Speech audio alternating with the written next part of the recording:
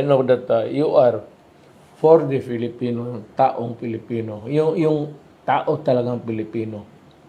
Kisa mahirap o mayaman yung Pilipino. Kasi buti ang ibang politiko, para sa mahirap lang, pagdating ng panahon, wala naman. Mahirap o pati yung mayaman. Wala. Tulungan mo lang yung Pilipino.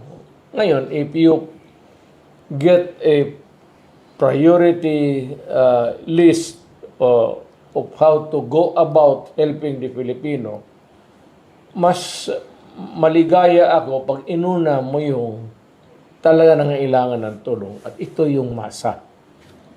Hindi ba kayo naaabala, Mayor, na Ito yung Oo. ito yung punta ng ospital na walang pangmedisina. Yan. Ito yung punta ng ospital na walang pambayad sa ospital, pati hindi makabili ng